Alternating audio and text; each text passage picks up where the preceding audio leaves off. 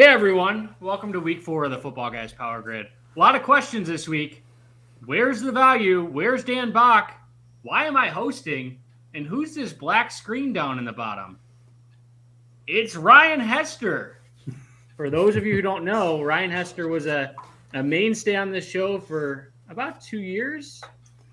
2 years ago, 2019. And we're ready to jump into it. So happy to be here, ready to get started. Dan is on a little bit of a personal vacation type thing. He'll be back next week. John, kick us off to Vegas.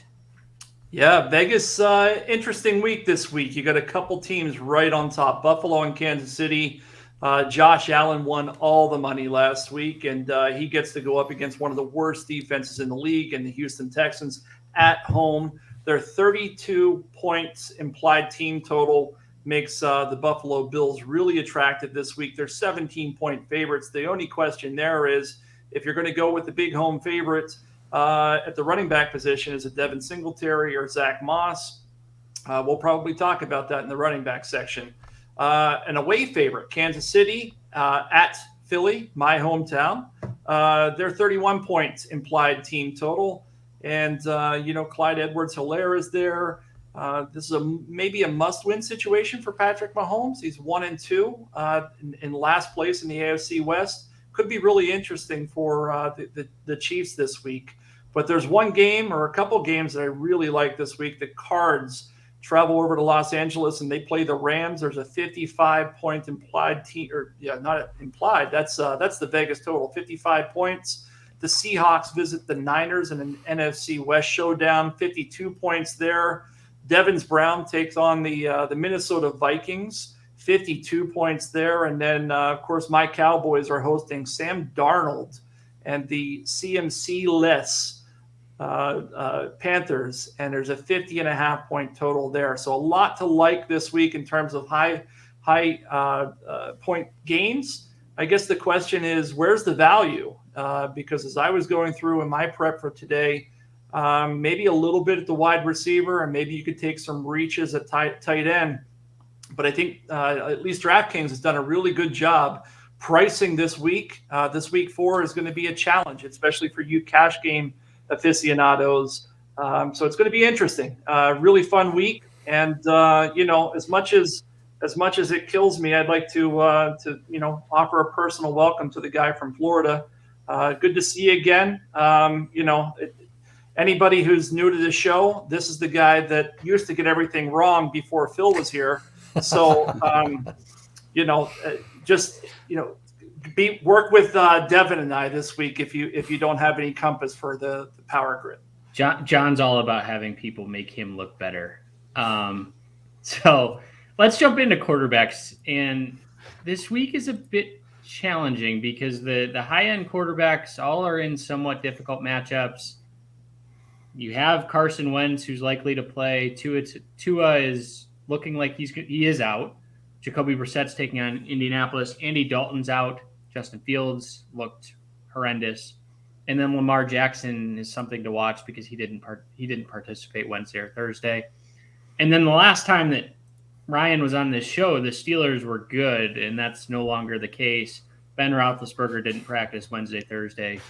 I'm not sure that it matters all that much, but Ryan, kick us off with who you're starting at quarterback this week. Where are you going? Yeah, it's tough, and thank you both for the intro. One was better than the other, at least more kind. So I appreciate that, Devin. But yeah, so quarterback is tough this week. Like you guys said, it's there's a lot of high total games, so you want to start there. But then what are we going to do at the running back and receiver positions? If you really want to go cheap, Justin Fields was that guy last week. I got to see a good game or two out of that entire offense before I go back there again. But Jacoby Brissett had a really nice day last week. I know it was a little bit aided by overtime, but he went well over 300 yards, I believe. He ran the ball well, and he's only 5,100 on DraftKings. So if that's the way you want to do it and get into some of the higher-priced running backs and receivers that we're going to talk about later, that would be the low-end guy that I would go with. If I had to go on the high end, I'd be looking at somebody in that Cardinals-Rams game, whether it's Kyler Murray or Matthew Stafford. Murray's going to get you that rushing upside. Stafford has that 300-yard bonus. If you're playing on DraftKings, he's got a lot of high potential for that as well, especially with that backfield. Darrell Henderson a little bit banged up, but the passing is the engine. The passing game is the engine for that offense. So that's where I'm looking if I'm going high end. But I'm real curious to see what you guys think as well, because it's either high or low. But boy, if you go high, it makes things tough. As John said, the pricing is pretty tough this week. So, John, Bill, what where are we you think? going? Or John, let's go to John, since he gets everything right. Let's see, you're learning. It only took you 4 or 5 years to get there. The high end option. Look, the high end guys. Excuse me. The Patrick Mahomes, the Kyler Murrays, and Josh Allen's. Those guys are almost too expensive this week. They're almost pricing them out of cash game contention, in my opinion, unless some massive value breaks tomorrow. That being Friday. I think you need to come down to the next tier. And for me, that next tier is Jalen Hurts going up against Kansas City. If you look at what the first 3 quarterbacks did against them, Baker Mayfield threw for 300 yards. Lamar Jackson only threw for 240 and a touchdown, but he also ran for 107 and 2 touchdowns. And then Justin Herbert last week threw for 4 touchdowns against this same team. Jalen Hurts looks to me to be fairly priced at 6,900. If I'm spending down, my model's telling me to go with, and I'm not recommending this. I'm going to say it up front before you guys start putting up Black-Eyed Joes in the red color. My model's telling me it's Justin Fields, but I can't do it after what we saw last week. He just looks so bad against Cleveland. And in fairness to Justin Fields, Cleveland's a really good defense, and we'll talk about whether or not he's in contention for GPP play. But on the lower end, if I'm going in cash games, it's Jimmy Garoppolo going up against Seattle in that game I talked about at the top of the show, 5,600. He's got some decent receivers in, Deebo Samuel and obviously George Kittle, and there's some questions in that backfield. So I think he fires quite a bit this week, and he's only 5,600 on DK. Those are my 2 cash game plays. Yeah, that's an interesting call on Jimmy Garoppolo in cash games because I had him circled for GPPs. And I guess the question is, does he have the ceiling? And so far this year, he doesn't. He could certainly 3X. What is he on DraftKings? I think like 5,600. Yes. Yeah, so that makes sense for cash games. The question is, can he go higher? Personally, my thought is that he can. We haven't seen it so much this year, but the last time that he was healthy in 2019, he went over 30 DraftKings points in 3 separate games. Niners have a 27-point implied team total. They've got no running game to speak of. And I do love his pass catchers versus Seattle. We'll get to that. So I think he could be sneaky because even if he is a cash game option, I don't see him really attracting the crowd's attention in tournaments. Besides that, for me, I think you've kind of got the roster percentages. I mean, they're going to be flat at quarterback. They usually are, but I think the most roster percentage is going to concentrate in either the upper tier where you have Mahomes and you have Josh Allen playing Houston. I think people are going to want to play them. And that, I think, is going to leave Kyler Murray and Lamar Jackson in that same top tier with a little bit less ownership. And then I think that in that 7K range where you have Hurts, you have Dak Prescott, and you have Matthew Stafford, I think that's going to shade Russell Wilson a little bit. I think from a leverage standpoint, I don't mind Wilson on the other side of that game. And the last name that I have written down here is one that Devin would throw a red Black-Eyed Joe on if he still had one, and that's going to be Baker Mayfield. He says no every time I bring up his name, and I got to love it. How many bad games does he have to have in a row? So here's the thing. Baker Mayfield, I see as in a pretty similar spot to Garoppolo. The team total's about 27. The defensive matchup is about as inviting as it gets against Minnesota, who's just been getting torched by everyone. And Baker Mayfield's big games, because the Browns just don't pass a lot, they're always efficiency driven. And he does get up to 30-plus points at times. You know, it happened in a couple of instances last year. And if you look at how efficient Joe Burrow, Kyler Murray, and Russell Wilson have been against that Minnesota defense, I think with Odell Beckham back, if it's ever going to happen in the year 2021, I think week 4 might be the time for Baker Mayfield. Yeah, so from a cash perspective, I'm looking at Dak Prescott at 6,700. This Carolina defense, we were talking about it before the show, but statistically they look unbelievable. But they faced Davis Mills, Zach Wilson, and John, who was the third one? Jameis Winston / Taysom Hill. When they had like 2 coaches. Yeah, when they had me coaching from the sideline. Yeah, you're always right. Well, I wasn't that day. They had the fan-controlled football league or whatever that was, where the fans voted on the plays. Yeah, I mean, how good is this Carolina defense? Because they've been terrible for a long time. Are they all of a sudden like a juggernaut? I don't think so. I think Dak at 6,700 is simply mispriced. I do for GPPs. I'm going to go back to Sam Darnold. I do like him at 6,000 against this Dallas defense that can't stop anybody. So I'm really intrigued by that game. The other guy I'm going to throw out there, and he might be in the Ben Roethlisberger washed territory, but that's Matt Ryan. And have you got, I mean, one of the biggest surprises of this year is this Washington secondary. I think they're statistically the worst in the league. They have no pass rush to speak of. Chase Young doesn't have a sack. They have 4 first-round draft picks, Montez Sweat, Jonathan Allen, and I forget the fourth guy. But they have no pressure. They're like the Titans last year where quarterbacks just have all day to throw. It's risky, but you could stack him with a Kyle Pitts or a Calvin Ridley. If there was ever a breakout game for this offense, it could be this week. And then both RotoGrinders and Footballguys have Josh Allen by far as the highest rostered player.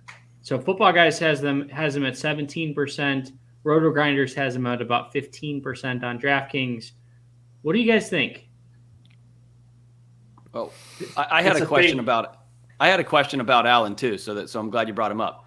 What's your reason to not play Allen? Is it game script because they're going to be winning by too much, or is it price too high, or maybe GPP? Is it ownership? Well, talk me out of him.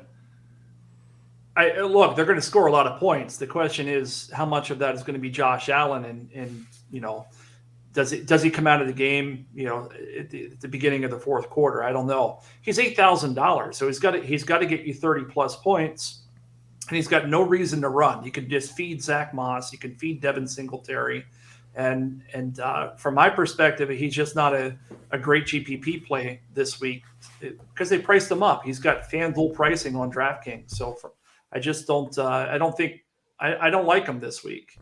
And Devin, I'm going to come back on your cash game play with Prescott. Obviously, I Cowboys fan, so take it for what it's worth. The issue there that I have is whether or not, you know, the Cowboys have given up some decent points, but they played some pretty good teams up until now too. They played Tampa Bay, and then they played the Chargers in weeks 1 and 2. And last week they ran all over the Eagles. The Eagles scored a BS touchdown at the end, which we know. So I think they give up only 14 points before that. I think the Cowboys could run rampant over this Carolina Panthers offense this week, and maybe Prescott doesn't get there. I love Darnold as a GPP play, and we'll talk about that later. But in cash, I think it's a bit risky. It's fair. So it sounds like, just to recap the position, it sounds like Jimmy Garoppolo in cash for John and Phil. For me, Garoppolo is more of a tournament play. You know me, I don't really play cash games, but I think if I were, I think Jalen Hurts would be my guy. So it sounds like Prescott, Garoppolo, Jalen Hurts. Ryan, did you have anybody that you were targeting? I mentioned Brissett if you really needed to go really low, but you guys made more compelling cases on Prescott and Hurts for me for cash. I'm fine with that. So if you haven't liked the video, give us a thumbs up. Subscribe, hit the bell. You'll get notified, all that. You guys know this spiel. Every YouTuber says it by now. We're not going to pretend that we're professional hosts at Stan Bach's job. So let's jump into the running back position. Phil, what do you got?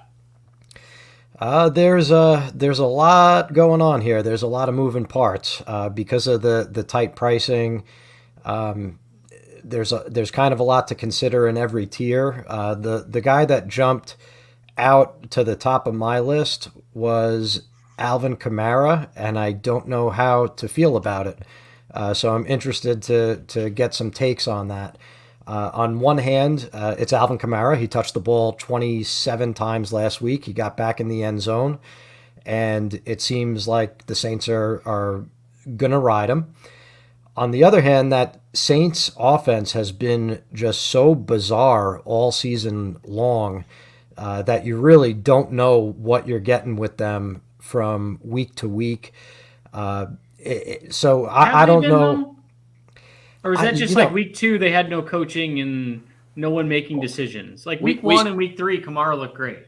Yeah, but week 1 they threw 5 touchdowns on like 15 completions. There's been some weird stuff going on. Yeah. And plus with the 2 quarterbacks, it's always weird, It's just been crazy unpredictable, and I don't know that I like the game environment there. It's a 42-point total. The Giants have no receivers, so even though my regular kind of first look at point per dollar really jumped Kamara up there, I don't know if I'm going to be using him all that much. Just curious, before I'll chip in a couple of other guys at the end, but do you guys see Kamara getting popular in tournaments or cash games this week? I think he's the most popular running back this week. You do? Okay. In tournaments, yeah. That makes him a tough call. That's one of many things that makes this week difficult. So it sounds to me like I'm probably going to hedge and come in with like 3/4 of the field on Kamara or something like that. GPPs, I've got my eye on Ezekiel Elliott. I think John mentioned that Dallas might be able to run on Carolina. And I think that Prescott, Amari Cooper looks underpriced. And then, you're going to have in that game a lot of roster percentage concentrate on Chuba Hubbard, on DJ Moore. And it seems like Elliott might go overlooked because people have this perception that either A, he stinks, or B, he's locked into this timeshare with Tony Pollard. But Elliott looked great last week against Philadelphia, and if he has a similar game where he ends up the one that gets the ball near the goal line and runs a couple in, he could spoil the party again for that entire Dallas passing game, which I think is going to be pretty popular. So I do like him, and then I'll give you really quickly one more super thin GPP play. It's going to be really hard to click on this name because he had 2 carries last week, and that's Miles Sanders, who is going up against Kansas City, and certainly the potential is there for him to experience a similar game script that scripted him out of the game last week against Dallas, and that's going into Arrowhead as a big underdog. But I think this is a very specific play. He would be a run back in my Patrick Mahomes, Travis Kelce, and or Tyreek Hill stacks, because I think if you're counting on that stack to hit, you need the game to be competitive. And I think if the game is going to be competitive, it could probably only be because Miles Sanders breaks a couple of explosive runs, which he's proven capable of doing. So one running back that's out there, and I think he's going to be the most popular this week, is Derrick Henry. And the reason there, and we'll get into wide receivers in just a minute, Julio Jones and A.J. Brown are looking iffy, maybe doubtful. John, what are we doing with Henry? Well, I mean, if those guys end up doubtful, you have to play him in cash games. And he's on my cash game list, independent of that. And he was the one guy. Phil asked a very specific question, and I think Kamara, at least as of Thursday night, is the most popular running back this week. That said, the one running back that can challenge him for that title is Derrick Henry. If excuse me, if however AJ Brown and Julio Jones are both inactive, I predict that Derrick Henry's percent rostered is going to go north of 28%, probably hitting that 30% mark. And at 8,800, and I hate fading Derrick Henry because we've seen what he can do, but I'll be fading him if he gets there. I think probably the highest I'm comfortable rostering Derrick Henry this week based on his current projections is somewhere in the neighborhood of low 20%. So if he gets above that, I'm definitely going to come lower, probably in the 10 to 15% range. It's almost like it would be better if those wide receivers played but were hobbled. Yeah, agreed. Because the roster percentage would be lower. The defense still has to respect Julio and AJ Brown. I worry 10. I mean, how many guys are they going to put in the box? 10? If Henry's the sad thing is the guy still might run over them. But then he gets through the box and he scores a 75-yard touchdown. So yeah. I mean, AJ Brown's not going to play. I don't think. I mean, it's a hamstring. Dr. G 2 weeks at minimum. So I don't think he plays. Julio's on one of his mystery injuries. You know, he's had the Kawhi Leonard load management. Shout out to the NBA. He had that treatment last week. No one really knows what's going on there. So we'll get to more kind of ripple effect of that, I think, in the wide receiver bargain bin section here in a couple of minutes. But I think you have to play Henry in cash. Like, how are they going to score points? He's going to get the 100-yard bonus. They're a huge favorite against a bad team. He's super expensive, obviously, but Phil laid out kind of reasons to play, but also not to play Alvin Kamara. And so, if you just want kind of your guaranteed, you're getting what you're getting, floor plus a ceiling, Henry's that guy this week, I think. I don't disagree with you, Ryan, but I think the thing we're going to have to think about as we go through the show is telling viewers and listeners where the value is this week. Yeah, Cordero Patterson. The problem with Cordero Patterson is you have to waste the running back position on him, right? And you really don't want to do that because where running back is concerned this week, who are you going to run beside Derrick Henry in cash? I mean, I said I think that maybe Kamara is in play. The other person who I'm looking at is David Montgomery against Detroit. He's 5,800. He comes out pretty high for me. He's a guy that when they have a good game script, and I knew Phil was going to do this. Phil put up the red black-eyed Joe for those of you on the podcast.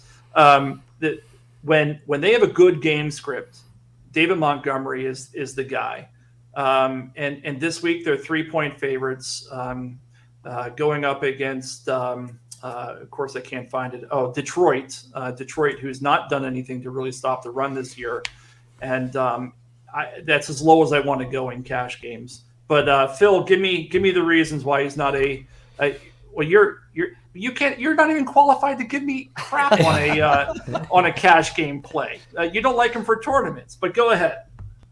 Well, here's the deal. That game should just kind of be scratched off the slate, in my opinion. I wouldn't be going anywhere near it with the exception of maybe DeAndre Swift and TJ Hawkinson because those are actually good players. I mean, that offense, the Bears offense, is just mired in disarray. I'm not going near it personally. I think if you needed to pair someone like Henry, who I don't particularly love, by the way, even if those other guys are out, I wonder if the offense sputters. They're on the road. The Jets defense is good by the numbers, and the Tennessee defense is so bad that they might be bad enough to let Zach Wilson do some things. We don't know yet. It's kind of going to be it's going to be like the resistible force versus the movable object. We don't know which way it's going to break there. So I think if I was going in the David Montgomery range, I think I'd rather look to Clyde Edwards-Helaire a little bit cheaper. And I don't know that I hate Chuba Hubbard at 5,900 at $100 more in what should be a game environment that's much more conducive to fantasy points. John, you waved the both signs there, which usually means you got something. Yeah, I just wanted to quickly chime in on the game there with DeAndre Swift. Phil is he has a secret crush on DeAndre Swift and Jonathan Taylor, so everybody on the show should know that. And I just wanted to point out that I only have 4 guys as of Thursday night. By Saturday, this list matures, but 4 guys that I'm going to fade this weekend. And DeAndre Swift is my only running back. So I not only think that's a bad call, but it's a guy that and Devin, what are our numbers on DeAndre Swift in terms of percent rostered this week? Can you pull it up quickly? Do you have it? 13.5%. Yeah, that's way too high. If he gets above 10%, it's too high. And I'm urging our viewership to go below that. I think he's a terrible play. Big news story today where Dan Campbell said you're going to see a lot more of DeAndre Swift as well. So that's not going to make it go down. He bit someone's knee off, apparently.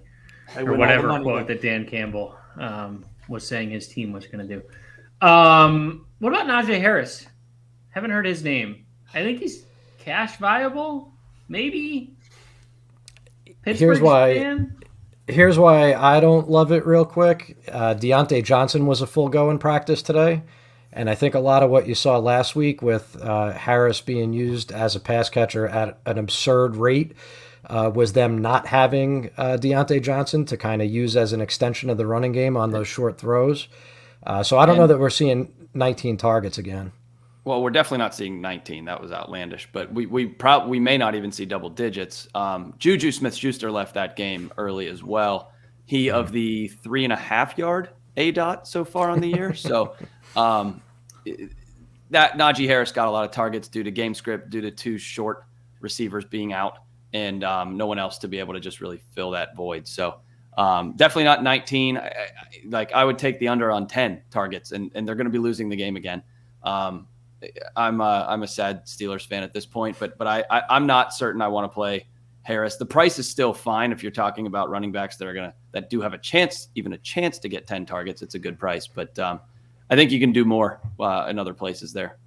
So who are the cash game plays then? Because I'm not hearing anything other than Derrick Henry. Yeah, Derrick Henry at 8,800. Yeah, for me, and I haven't went yet, but I'm looking down the board a little bit. So I think if you play Derrick Henry, it's contingent upon what we talked about, A.J. Brown and Julio both being out. For GPPs, I like Derrick Henry either way. But I'm looking down the board a little bit. And I just can't convince myself to play some of these wide receivers that we're going to mention here in a minute to form an actual team. I mean, we're going to have to form some team. We're talking like Nick Westbrook and these just random guys. So I'm looking at a Myles Gaskin at 5,300 going up against the Colts defense. I know. He looked better last week. I think that the no Tua factor helps Gaskin, helps him have more of a role in this offense. David Montgomery is fine, but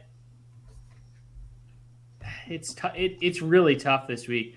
One guy that I will mention on FanDuel that I like quite a bit, and I'm just pulling up his price right now, at 8,000 is Nick Chubb as a GPP play. I don't like him on FanDuel or on DraftKings just because he never catches passes, but I think this could be a 2-touchdown week for Chubb. I mentioned Hunt last week as more of a play. Chubb does more of the downhill running, which the Vikings have had a number of linebacker issues. Anthony Barr's been banged up. Eric Kendricks has been hobbling around, which those are 2 of the better linebackers in the NFL. So I like Chubb to rush up the middle here quite frequently. Potentially could break a long one. But if we just go back to cash. So you're playing Myles Gaskin over Clyde Edwards-Helaire for $100 more? Yes. Okay, I would not.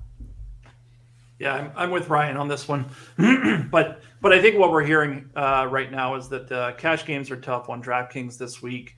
We're running a bit late here, and I want to make sure that we get to the GPP side of things. I'm going to list a couple guys that come out strong for me.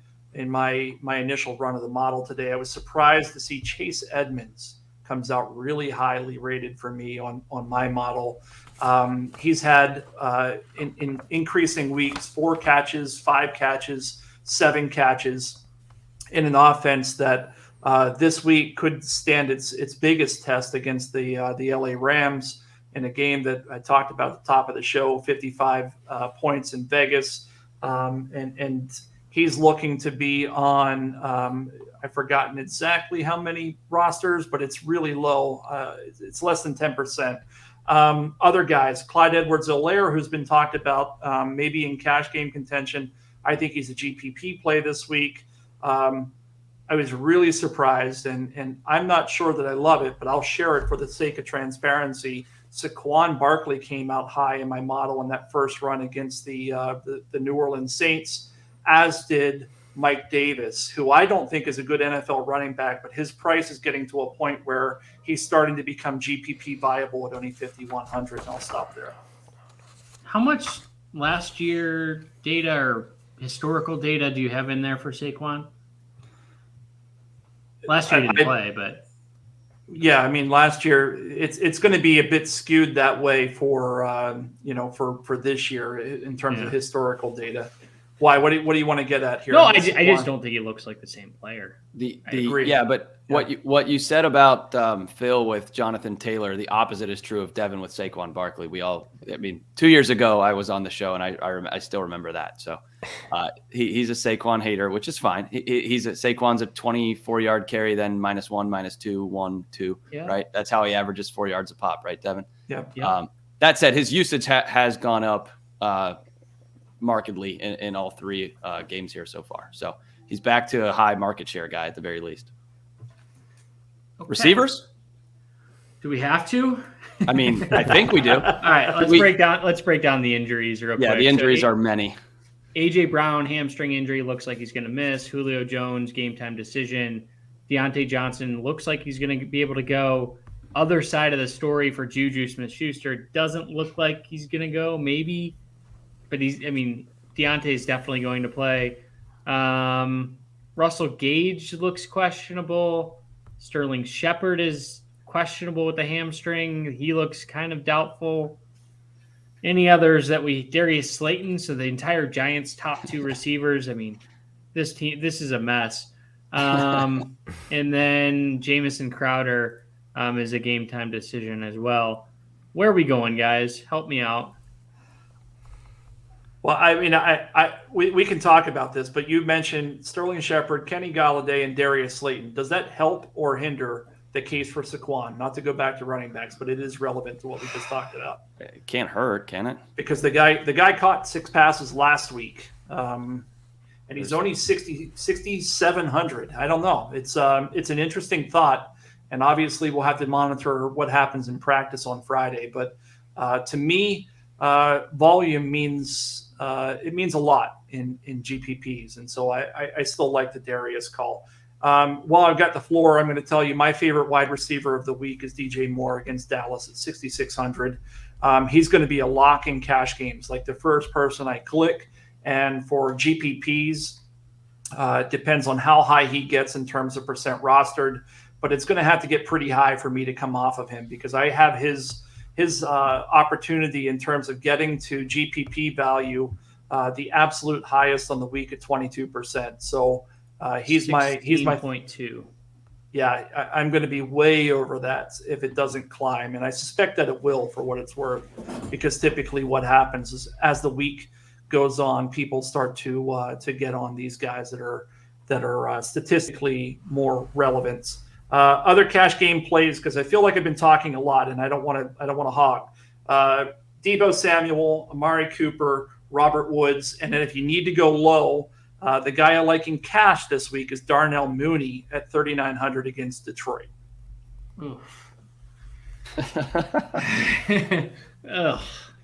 Listen, it's ugly out there, right? I can't do Mooney, but I don't want any part of this Bears passing offense.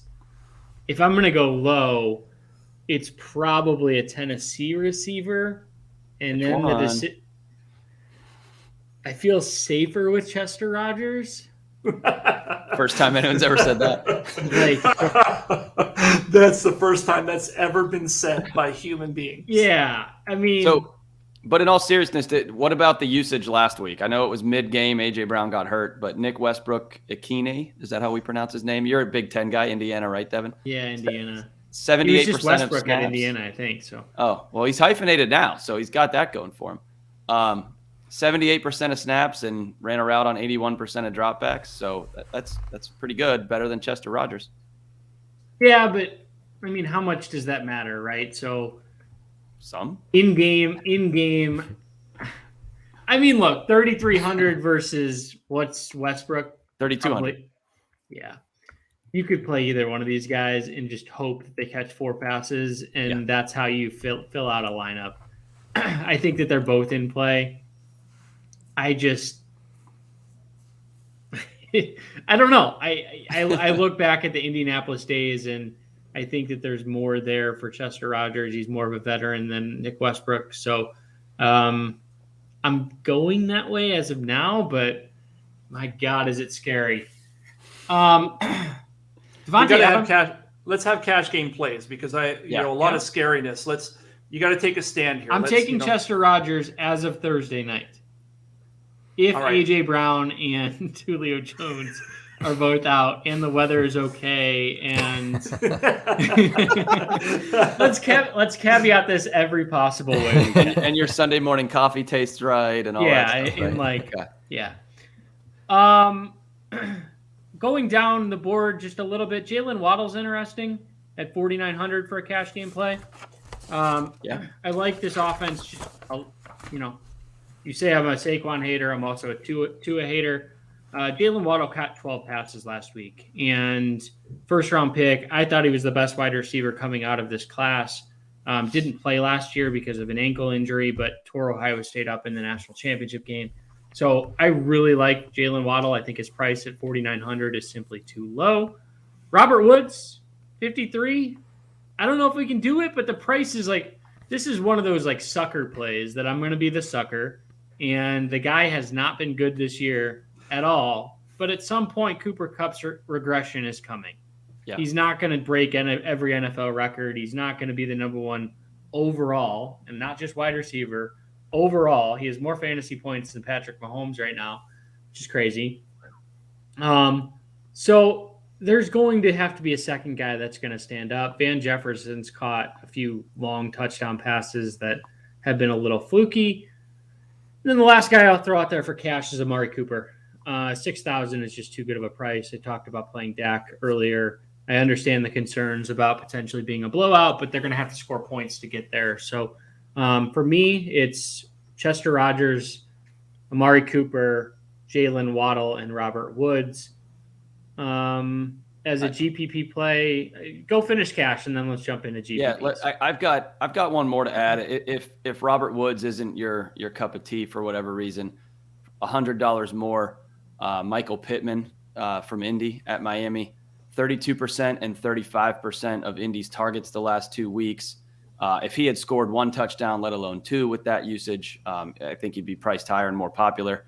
And just a shout out to the site here.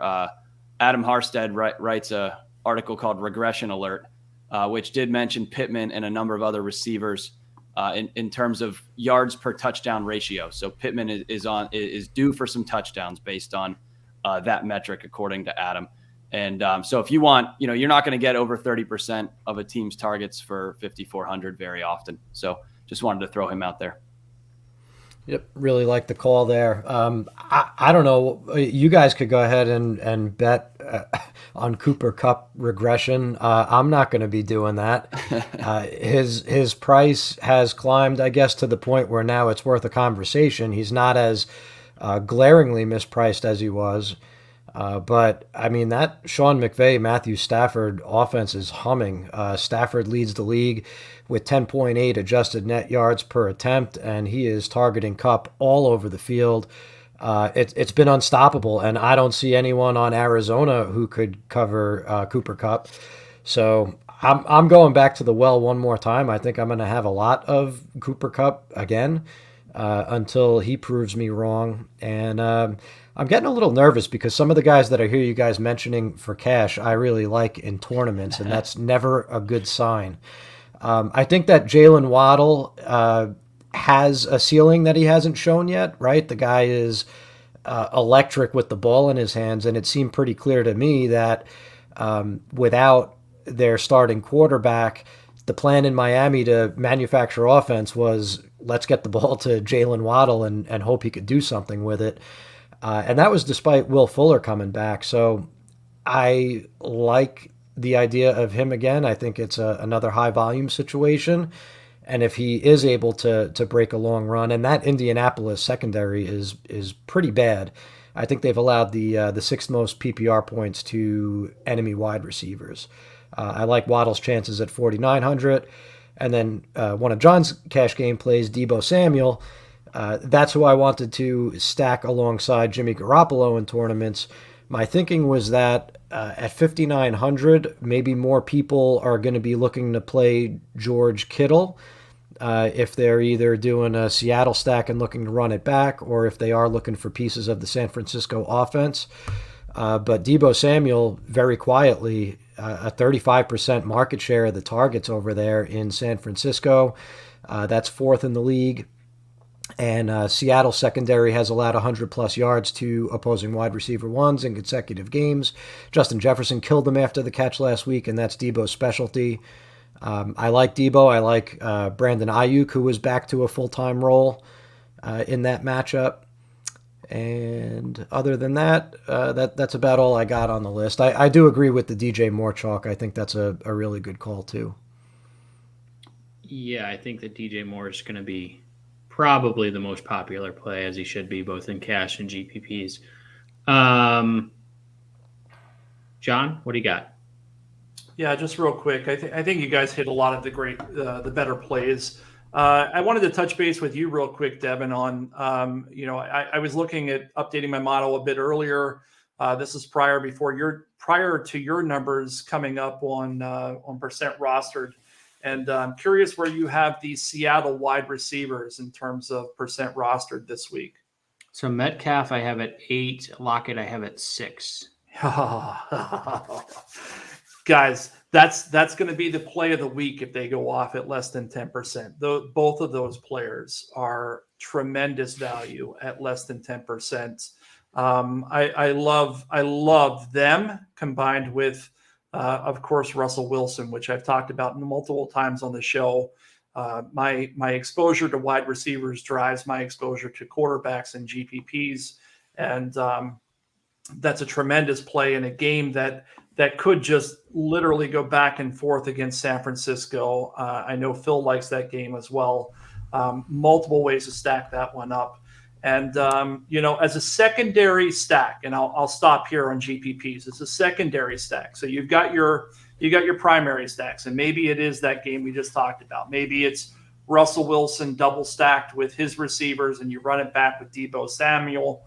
As a secondary stack, we talked about Tennessee and some of the cheap receivers there, or Derrick Henry. I'm going to give you an off-the-wall selection here in Braxton Berrios. It's for the Jets. Week 1, he had 5 catches for 51 yards. Week 2, he had 7 for 73. There's nobody there to catch the ball, and he's 3,700. Nobody's going to have him, and he comes up really high in my model this week. So he's my kind of off-the-wall, most obscure play of the week for GPPs and Millie Maker type tournaments. Phil, any other guys that you want to mention? I think I'm good. Ryan? I guess just we talked a lot about Carolina Dallas, but nobody mentioned CD Lamb. So maybe more GPP because for 100 lower you've got DJ Moore, and for 700 lower you got Amari Cooper. But for all the talk we did about Carolina pre-show and in-show here, they did allow 5 catches, 92 yards, and 2 touchdowns to Corey Davis, and 9 catches and 112 yards to Brandon Cooks, who was being thrown passes from Davis Mills. So there's some meat on the bone there. I don't know. I'm not the GPP expert. I don't claim to be. I don't know what his rostership will look like. But if everybody's on Cooper instead, Lamb's the guy that's getting deep, I think. So I think It's about half the roster percentage. So I have Amari at 21 right now, and I have CeeDee Lamb at 9. So it's a significant discount, and there's recency bias there too, right? So if Lamb looked good in week 1 and 2, struggled last week, and Cooper. Lamb was 1 inch from a touchdown, 45-yard touchdown on that first drive too. So one last name I'll throw out there for GPPs, and then let's do a quick recap because we've thrown a lot of names out there. Chase Claypool looked really good last week, and with Juju banged up, I think Deontay Johnson's banged up. He had 9 for 96, Ryan, something like that. Yeah, he did. He looked like he was fighting a little something too, though, in terms of a hamstring or what. But I mean, my bigger concern with him is just, will Ben Roethlisberger hold onto the ball for longer than a second and a half to throw it deep enough to him? But turnovers lead to the quarterback getting the ball back faster. There you go. And Phil always likes to talk about Green Bay's secondary and what they do to the number 1 receiver on the other side. Yeah. Not to mention, I mean, Claypool put up those numbers last week on 15 targets. I think that tells you everything that you need to know if he couldn't get it past 100 yards. Yeah. Well, and Adam's article, the regression alert article, mentions Claypool there too as maybe due for some positive touchdown regression. So I mean, he's 6'5". At some point, they have to get him the ball, but who knows? Okay, so let's recap this really quickly. So it sounds like unanimous is DJ Moore. John, it sounds like you like Deebo Samuel in cash. Yep. Amari Cooper. Guys you like? Amari Cooper, Robert Woods, and Darnell Mooney on the lower side. So we're aligned to DJ Moore, Amari Cooper, Robert Woods. I like Chester Rogers and Jaylen Waddle. Although Chester Rogers, I don't know. If you have to do it, do it. But I don't feel good about it. Clearly in the tone of my voice. But it's either pay down. I mean, roster construction. You really have 3 choices this week. If you're going with Derrick Henry, you're either going to fund that. You have to go with like a Jacoby Brissett or Jimmy Garoppolo, or you have to pay way down at tight end. There's not really a great way to do it this week. So that transitions into the tight ends. I've got one way you can do it. I noticed today that Gerald Everett popped up on the COVID list. So Will Dissly's 2,600 and should be playing nearly every snap. I know, but what's 2.6 times 3? It's not a lot. So this is why you haven't been on the show for 2 years. you said you wanted to pay down tight end. So prior to Will Dissly, I mean, I've got more uninspiring plays where that came from. There's a lot of junk tight ends, and and one of them will hit, right? At least in terms of like getting 10 to 12 points. We mentioned all the Tennessee receivers being hurt. Anthony Ferkser's coming back. He's 3,100. We mentioned all the Giants receivers being hurt. Evan Engram, at least used to be pretty athletic. He's 3,000. Mike Gesicki's 4,000. He saw 28% of Jacoby Brissett's targets last week for Miami. So these are guys that are not crazy expensive. And I don't think we can say crazy expensive guys in cash because of everything we've done in the prior sections, especially being the guy that said Derrick Henry earlier. I'm not going to be the guy that says Derrick Henry, Cooper Kupp, and Travis Kelce. I won't be that guy. I mean, the comment section will love you. They're going to hate the Chester Rogers pick. That's okay. Well, that's more just a you-me thing than the pick itself. I gotcha. So tight ends, I just want to go. This is laughable, but this just tells everyone where the rosters are going this week. Roster percentages on Football Guys. Dalton Schultz, 12.7%, number 1. Evan Ingram, second, 11.2. Ferkser, 8.8. Then we have Kelce. Then we have Jack Doyle. This is an absolute train wreck of a position. And RotoGrinders has very similar numbers. I think they have Kyle Pitts up there ahead of Jack Doyle. But, this is a disaster. John, figure this out for me, please. I don't know that I can figure it out, but I do think that there's some real value there based on what you said in GPPs. At tight end, it's the most volatile position outside of kicker, but we don't have to play kicker at least for the last 3 or 4 years in DFS. And because of that, I'm always a big fan of playing somebody who is extremely low priced at the position, unless there's extreme value, and then you can go up to a guy like Travis Kelce, who's destined for 100 yards basically every week. This week, there's not that type of value. I don't know, Ryan. You might have talked me into thinking about your $2,600 tight end. As painful as it is, if it allows me to get the less volatile guys like Derrick Henry and Hurts and so forth, some of those more expensive guys, I might consider it. Now, I'll tell you who I have in my notes here. George Kittle at 5,900. He's basically a wide receiver one in a tight end's position, and he's going up against Seattle in a game that we're pretty certain. I think one thing we agree on is this game should be high scoring. If he were a wide receiver, you'd pay probably $1,000 more for him. And the question is whether or not you can fit him into your roster, which is a different story entirely. The other guy who's a bit cheaper, Noah Fant against Baltimore, 4,300. Denver's losing receivers left and right. They lost Jerry Jeudy, and then last week KJ Hamler. So they're stuck with like Tim Patrick and Cortland Sutton, who's really carrying the load. But Fant is still there, and he's only 4,300. So he's the guy that I would pay down for in cash games. Although I may consider Ryan's recommendation, even though the slack that Devin had given him about being away for 2 years. Hey, listen, it doesn't have to feel good. It just has to fit in the lineup. And I think, but right. I mean, people say it all the time. Like the weeks where it doesn't feel good is probably the weeks where like the people that do the most research do better.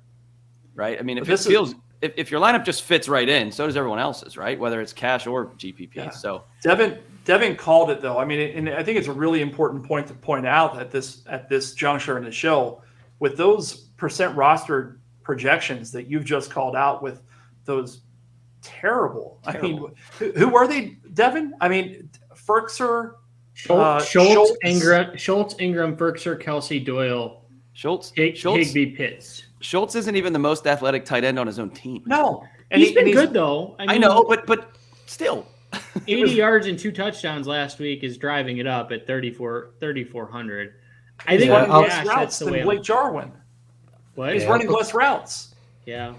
Let me chime in with my tight end thoughts on that note, because I think if you're playing Dalton Schultz this week, you're absolutely doing it wrong. You're banking on touchdowns, right? And do you really want to bank on touchdowns when the guy is in a timeshare at his own position, when he's in the same offense as Ezekiel Elliott, Amari Cooper, and CeeDee Lamb?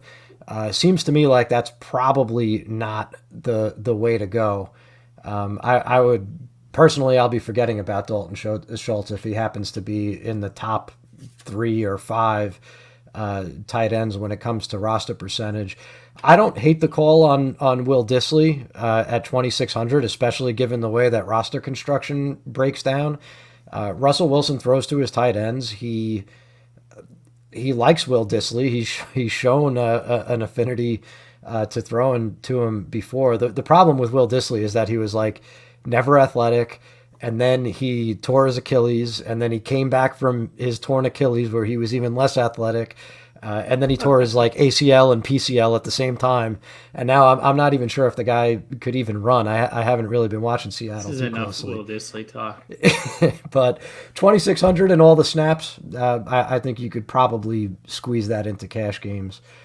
I wonder, given how terrible, how truly awful this position is this week, if Travis Kelce isn't the way to go in tournaments.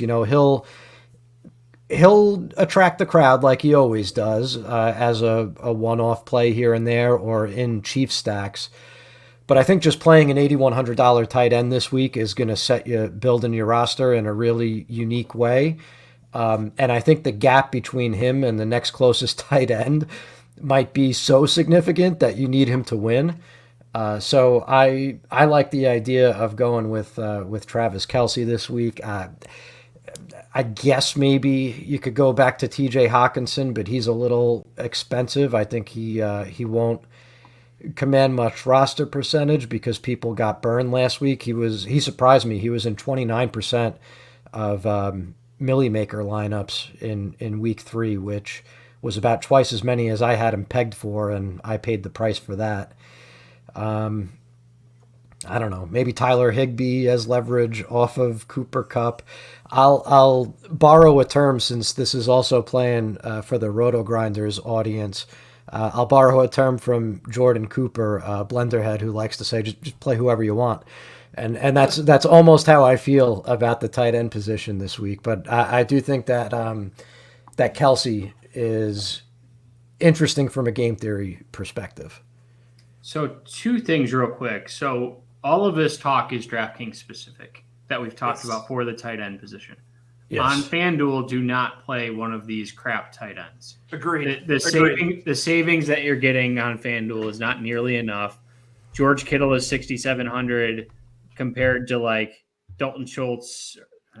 Not a great example, but those tight ends are 5,500. So you're only saving like $1,200. You can find 1,200 on FanDuel pretty easily. Do not play this low end garbage that we're talking about on FanDuel. For cash this week, I'm probably going Evan Engram, and it like hurts my soul to do that. But with no Slate and Galladay's banged up, and who's the third guy there? Sterling Shepard. It looks like he's not gonna go. If 2 of those 3 are out, I think they're gonna have to throw the ball to Evan Engram. If not, I'm probably going Jack Doyle over Will Dissly. I just can't get behind Will Dissly in a cash game environment at all. But that's sort of enough talk about tight ends. Let's jump into defenses. Where are we going? Dallas versus Carolina in cash.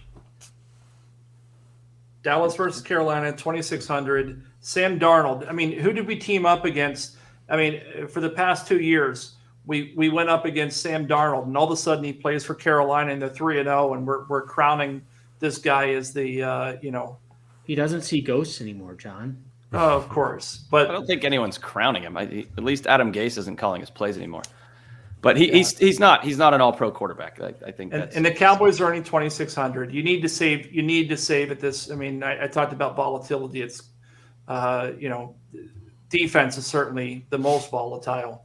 Dallas is the cash game defense for me.